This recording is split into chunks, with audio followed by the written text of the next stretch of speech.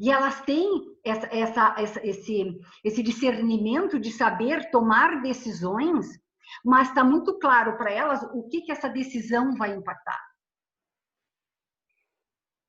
Então, porque elas vão conhecendo cada vez mais a empresa e dominando cada vez mais a empresa, né?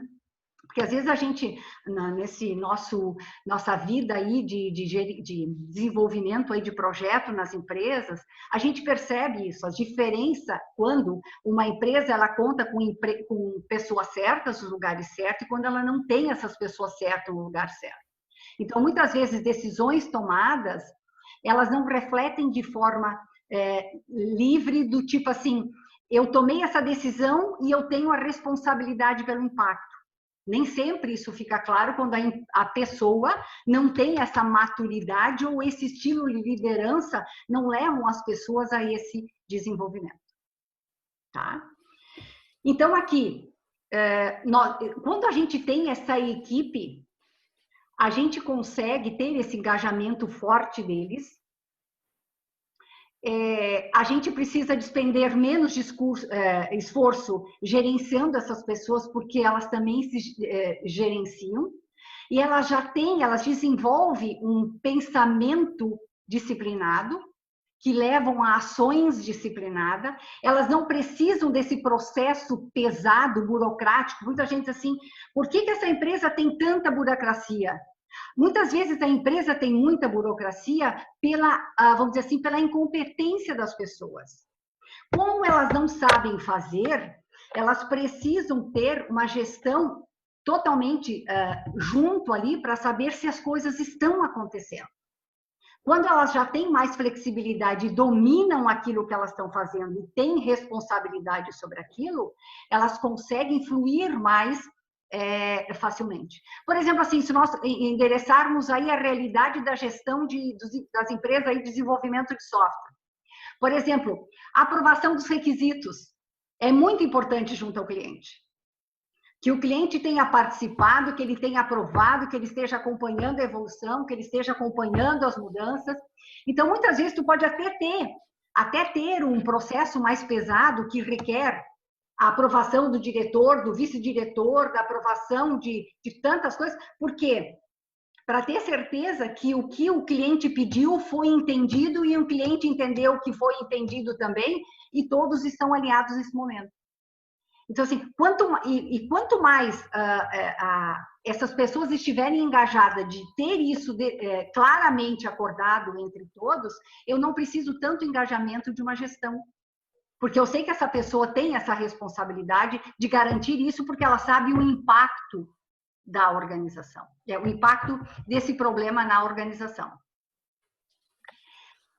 A questão do engajamento também à medida que eu vou engajando as pessoas, que eu dou autonomia, uma certa autonomia para as pessoas certas no lugar certo, elas vão entendendo melhor e vão trazendo informações para que a própria gestão, ou que a própria direção entenda mais sobre a sua empresa.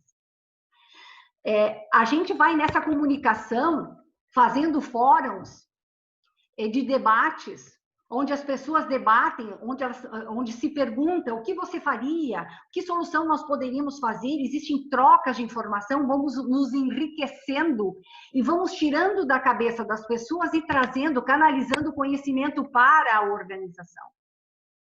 Porque muitas vezes a gente pode contar com grandes líderes, com grandes chefes, carismáticos, potenciais, energéticos, mas ele acaba não engajando as pessoas e não canalizando o conhecimento. Porque aí acontece que nós temos uma turma de soldados que estão acostumados a cumprir metas e a cumprir ordens, mas eles não estão acostumados a pensar, a contribuir, a criar, e isso tem um valor muito grande, independente do segmento da empresa, independente do tamanho da empresa. Então, essa questão do conhecimento canalizado é muito importante, porque passam muitas vezes grandes talentos pelas empresas e quando elas vão embora, elas levaram, a empresa não ficou com isso para ela, a empresa não aprendeu com isso.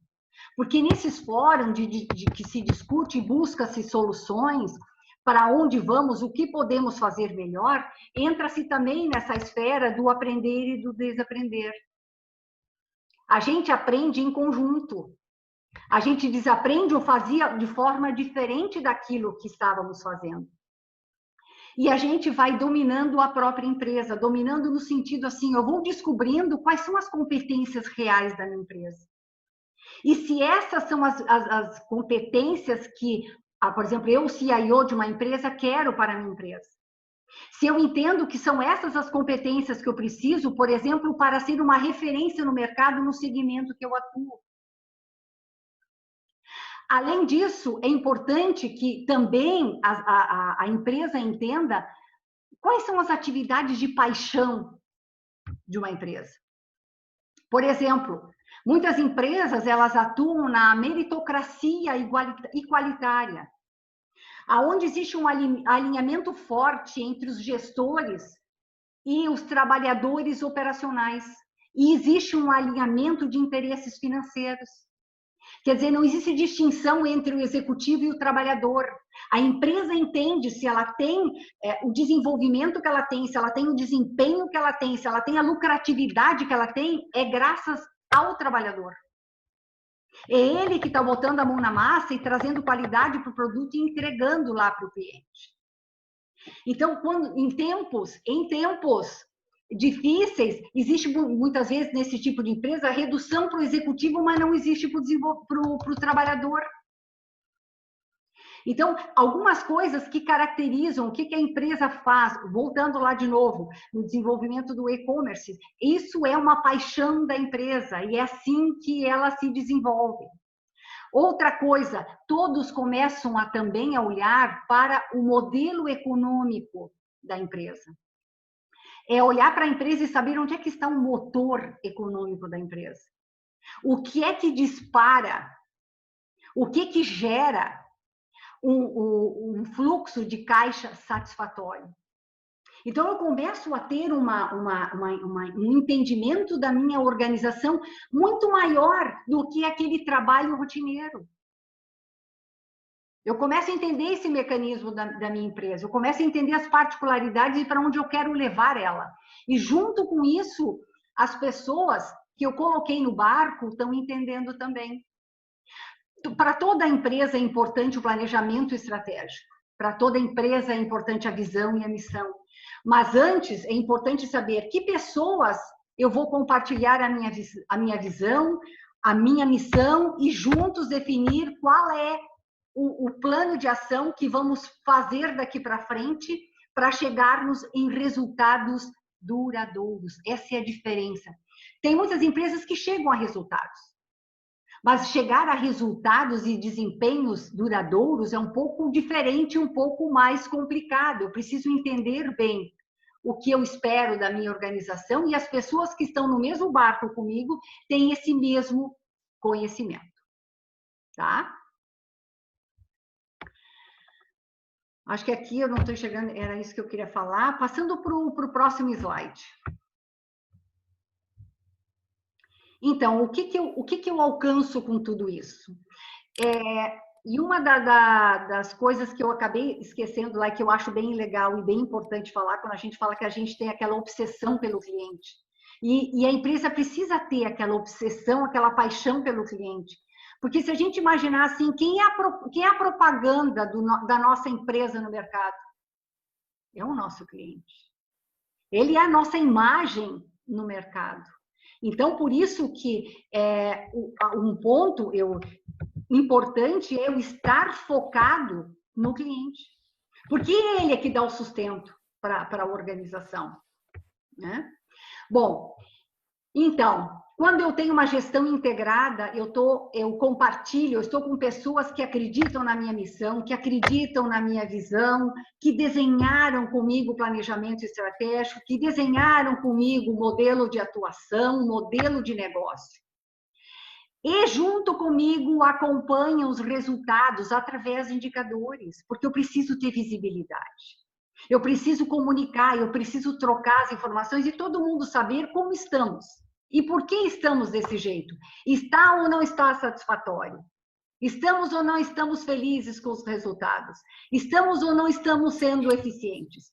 E isso são fóruns muito rápidos, são reuniões rápidas, mas elas são disciplinadas.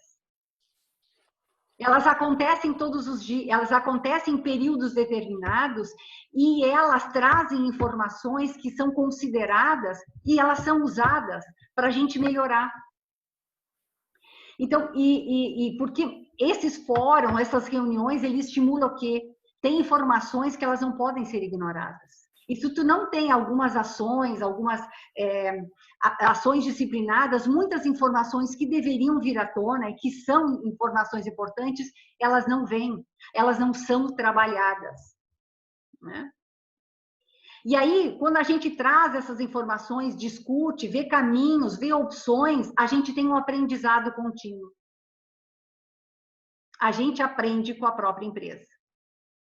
E aí, claro, a gente tem, para que tudo isso aconteça, eu tenho que ter integridade, eu tenho que ter transparência, eu tenho que ter humildade da liderança. Para ela entender que ela precisa fazer conexões com as pessoas. E ninguém sabe tudo. As grandes soluções, elas são construídas em conjunto. E aí, foco nas necessidades do cliente e desafiar as ideias ortodoxas. E os feedbacks, né, que são importantes. Eu não consigo trabalhar com uma equipe, liderar, fazer uma gestão integrada, olhar cada parte como um todo, se eu não trabalhar feedback. As pessoas precisam do feedback para saber qual é o caminho que está sendo seguido e qual é o resultado que nós estamos alcançando com todo esse esforço. Tá? Eu não sei qual é o próximo slide. Tá. Bom, então, agora a Deise continua aí falando da importância das pessoas nas organizações. Acredito que as gurias já trouxeram muito bem, né, tudo que elas trouxeram e que as pessoas realmente são um diferencial aqui a gente precisa das pessoas, né, como diferencial aí de todo esse processo. Opa, parei de compartilhar, desculpe. Então, nós precisamos, para que tudo isso aconteça, né, na forma, né, como a gente está buscando, que a equipe esteja... Oi? Não, botar na forma de apresentação, agora tá. Beleza, desculpa. Isso. Pode seguir. Que a equipe seja eficaz e engajada, né? As gurias já falaram muito bem de engajamento. É muito importante o que a gente traz aqui dos exemplos da nossa prática, né? Quando a gente faz um diagnóstico, a gente escuta as pessoas e é muito interessante porque às vezes a percepção da gestão ela tá diferente da percepção das pessoas que estão participando por aquele processo, né? Então, quando a gente tem uma equipe eficaz e engajada, a gente consegue perceber isso, que as pessoas, mesmo que elas estão desalinhadas, mas elas sabem o que está acontecendo, elas têm a noção do que está acontecendo. Então, quando a gente entrevista as pessoas, a gente consegue perceber isso e vem um feedback claro do que está acontecendo naquela empresa, né? O que a gente vai buscar desenvolver com essas pessoas, né? Trazer um alinhamento... Opa, agora eu não estou conseguindo passar para a próxima aqui, né? Nós estávamos falando em seguir, foco em seguir os processos. A gente vai precisar mudar um pouquinho essa abordagem desse foco em seguir os processos exatamente como eles eram, né? Engessados e encaixotados muitas vezes dentro de uma filosofia, de uma proposta em que a gente aprendeu que as coisas eram mais estáveis. Nós vamos precisar mudar um pouquinho essa cultura para um foco de confiança e aprendizado. Mas nós precisamos dessa equipe tão engajada e unida para que isso possa acontecer. Se a gente não tiver a equipe desta forma, a gente não tem a confiança. Nós precisamos confiar nas pessoas, como a Lilian falou, a pessoa certa no lugar certo. Nós precisamos confiar também nos processos. Nós precisamos confiar que essas pessoas que estão ali no nosso time estão apaixonadas por esse processo, elas entendem a missão, elas estão engajadas com isso tudo e elas podem contribuir para gerar aprendizado. Eu acho que esse é um grande... O que eu sinto no nosso trabalho é que é um grande paradigma a ser quebrado, né? Porque às vezes o fundador da empresa, ele tem essa paixão, E ele cresceu a empresa em função dessa paixão. E às vezes ele não enxerga isso na sua equipe e ele não confia, é como se só ele soubesse qual é o melhor caminho. E a gente precisa desenvolver esse alinhamento entre o criador, o fundador ou o time, né, de gestores e a equipe, para que isso aconteça realmente e que a gente possa fazer a melhor entrega no cenário que a gente estava falando ali, que foi o contexto